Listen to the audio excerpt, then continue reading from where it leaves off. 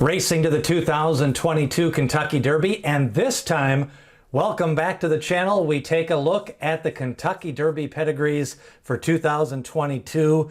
This is where we take a little bit of a look at some of the factors that influence pedigree, how people judge pedigrees for the Kentucky Derby. I think pedigree is becoming less common as a handicapping tool, but I know a lot of people like to look at it. And when they're only playing on the big days, the big 10 furlong races, it does factor in maybe to some of their trifecta and superfecta wagers. Now, when we're talking about pedigree, we're talking about can they get 10 furlongs or longer on the dirt. And there's very few of those races left anymore. You got the classics of the Triple Crown, Belmont, Preakness, and Kentucky Derby. You got the Breeders' Cup Classic. You've got other races like the Pacific Classic. So not a lot of dirt chances to get 10 furlongs, but what you're looking for is the capability of them to get 10 furlongs at the grade 1 class level. Remember, a claimer at $10,000 claimer on a Thursday, 10 furlong race at Canterbury Park,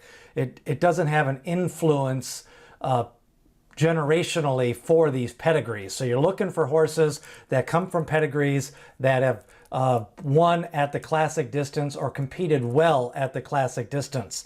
Now, when people study Kentucky Derby pedigrees, they look at the Sire, the Mare, the Broodmare Sire, the second Mare for racing class, average winning distance of the Sire, Dosage, and also body type. Now, body type, we'll probably do a separate video on that sometime to kind of show you what I'm looking at for body type, get some video and take some footage of that. But when you're looking for the Kentucky Derby specifically, let's take a look how that lays out in a pedigree. Now, if you go to pedigreequery.com, you will see and type in a horse, their pedigree comes up. So the Sire, that is the father of the horse. The Mare, that is the mother of the horse. The Broodmare Sire is the sire of the mother. And a lot of people think the racing class comes from the mother, and the distance pedigree comes from the Broodmare Sire and the Sire. And then the second Mare, that's the second Mare is the Mare of the Mare. And where that comes from is a lot of times a lot of grade 1 winning mares don't make good producers. It's that second Mare, and a lot of times you see good runners come out of unraced mares or lightly raced mares just because sometimes they're given a shot in the breeding shed because of their pedigree. So let's take a look at this, how it kind of plays out. For me, what I'm looking at, again, the list of races that are grade 1, 10 furlongs or longer on the dirt in the United States, there's only 9 of them. The Triple Crown races, the Breeders' Cup Classic, the Jockey Club Gold Cup, the Santa Anita Handicap, the Pacific Classic, and the Hollywood Gold Cup. The Woodward Stakes has been 10 furlongs back and forth, and who knows how long some of these races will even stay at 10 furlongs or longer. And the Preakness isn't even a mile and a quarter. So when you take a look at it from the Sire standpoint, the top runners in the Kentucky Derby potentially, again, when you're analyzing pedigree, there's no sure things. A lot of times you can have 2 brothers or 2 sisters. They're completely different. And with horses, it's the same thing. But Cyberknife is by Gunrunner, who won the Breeders' Cup Classic. That's a 10 furlong race. He ran 3rd in the Kentucky Derby. He ran in other big races at the grade 1 class level. Taiba also is by Gunrunner, and Early Voting is also by Gunrunner. Slow Down Andy is by Nyquist, who won the Kentucky Derby. Messier is by Empire Maker, who won the Belmont Stakes. And Happy Jack is by Oxbow, who won the Preakness Stakes for D. Wayne Lucas. Now on the Broodmare Sire, some of the top Broodmare Sires, again, you're looking for races that they ran well at, or won at the 10 furlong level or longer. Epicenter's by Candy Ride. Candy Ride won the Pacific Classic. He retired undefeated. He was a horse that came over from Argentina and won the Pacific Classic and retired with a 5-for-5 record. Tiz the Bomb is by Tiznow. He's the only 2-time winner of the Breeders' Cup Classic at 10 furlongs. Also, Smile Happy is by Pleasant Tap, who ran well in several races at the 10 furlong distance, ran 3rd in the Breeders' Cup Classic, ran well in other 10 furlong classic races. Cyberknife is by Flower Alley, who ran in the Kentucky Derby for Todd Pletcher, also ran in the Travers Stakes, and then Early Voting got a strong Broodmare sire as well. So that adds some class and stamina on the Broodmare side. Now for the mare, again, not a lot of good racehorses come from mares that were good racehorses themselves. Taiba was bought as a yearling, 2-year-old in training sale for $1.7 million. And part of that was because the mare on him, Need More Flattery, won $700,000. She was the pride of Ohio. 17 for 39 in her career wins. Cyberknife was by Awesome Flower, 11 for 33 wins. Now, when you get to the second mare, Mo Donegal may have the best pedigree for that. He is by Island Sand is the second mare. She won over $1 million and was a multiple graded stakes winner.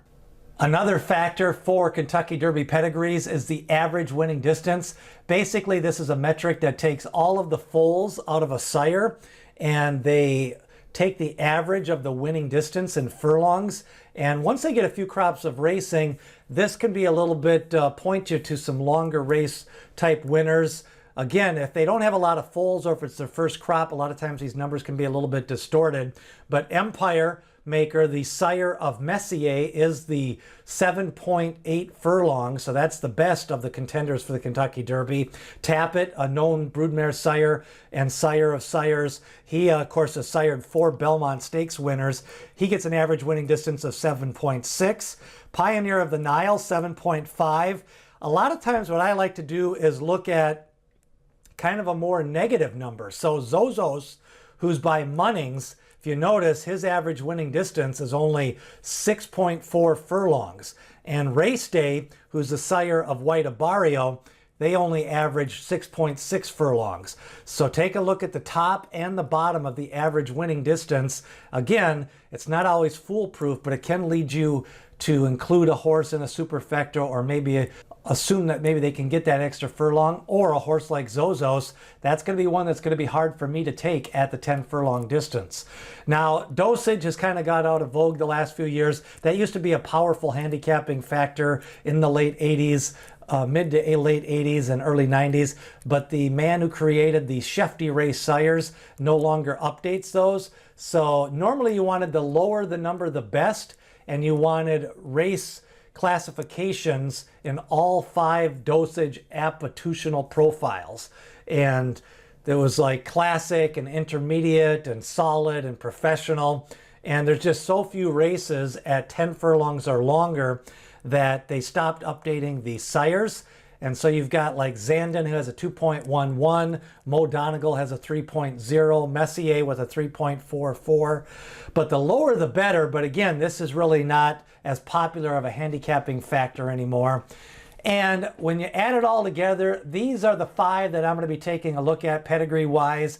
Tiz the Bomb is by Tiznow as the Broodmare sire. Turf sire, they can get a distance, hit at a bomb. I do like the fact that he seems to look like a router. Cyberknife has a strong distance pedigree. He has a strong female family. The mare went 11 for 33.